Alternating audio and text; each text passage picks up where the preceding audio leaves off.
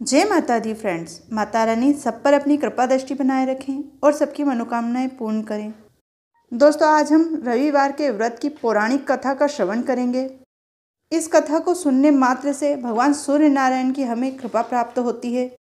जो मनुष्य रविवार के व्रत धारण करना चाहता है उन्हें पौष मास से व्रत धारण करना चाहिए। यह अति शुभ माना जाता है। रविवार का व्रत करने वाला मनुष्य सभी प्रकार के ऐश्वर्यों को प्राप्त करता है और धन धान पुत्र पौत्र आदि से परिपूर्ण रहता है, रोगों से मुक्त होता है और संतान आज्ञाकारी और तेजस्वी होती है। दोस्तों, प्लीज़ हमारे चैनल को लाइक शेयर सब्सक्राइब अवश्य कीजिए। आइए अब हम श्रवण करते हैं रविवार की व्रत कथा।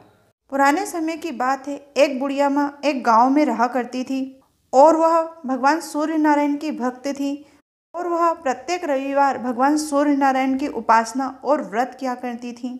रविवार के दिन वह अपने घर को गोबर से लीपकर भोजन बनाया करती थी और भगवान को भोग लगाने के बाद ही भोजन किया करती थी।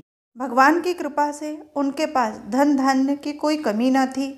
यह सब देखकर उनकी एक पड़ोसन, जिनके वहाँ से वह गाय का गोबर लाया करती थी, उनसे ईर्ष्या करने लगी और उसके मन में विचार आया कि यह वृद्ध महिला शायद मेरे घर से ही मेरी गाय का गोबर ले जाती है और अपने घर को लीपती, इसी कारण इसके घर में यह सब सुख समृद्धि आ रही है।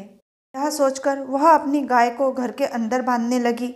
जब रविवार आया तो वह वृद्ध माता को गाय का गोबर न मिला और वह घर नहीं लीप सकी। इसी कारण घर में भोजन भी नहीं बना और भगवान को भोग भी न लगा सकी और वह खुद भी दिन भर भूखी प्यासी ही रहीं और इस तरह निराहार भोजन कर वह भूखी ही सो गईं। भगवान सूर्य नारायण ने उन्हें स्वप्न में दर्शन दिए और भोग न लगाने का कारण पूछा। वह वृद्ध माँ ने बताया कि प्रभु, आज मुझे गाय का गोबर न मिल सका, इसी कारण न घर लीप पाई और न ही मैं आपको भोग लगा पाई। यह कारण सुन भगवान सूर्य नारायण ने उन वृद्ध माता को सभी कामनाओं को पूर्ण करने वाली एक गौ माता और एक बछड़ा प्रदान किया और कहा, अंत समय में तुम्हें मोक्ष की प्राप्ति होगी। यह कहकर भगवान सूर्य नारायण अंतर्ध्यान हो गए। जब वह वृद्ध माता सुबह उठी तो उन्हें आंगन में एक बहुत सुंदर गाय और बछड़ा दिखाई दिया। उन्हें देख वह वृद्ध माता बहुत प्रसन्न हुई और भगवान सूर्य नारायण का आभार प्रकट करने लगी। जब पड़ोसन ने गाय और बछड़ा देखा तो वह ईर्ष्या और द्वेष से जल उठी। साथ ही उसने देखा कि गाय ने जो सुबह गोबर दिया है वह सोने का है। वह रोज उस गोबर से अपनी गाय के गोबर को बदलने लगी और बुढ़िया माँ को इस बात का पता भी नहीं चला।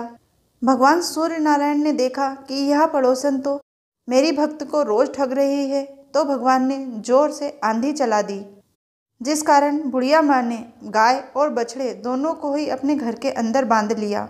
सुबह होने पर जब बुढ़िया माँ ने उस गाय के गोबर को देखा तो वह सोने का था। बुढ़िया माँ को बड़ा आश्चर्य हुआ।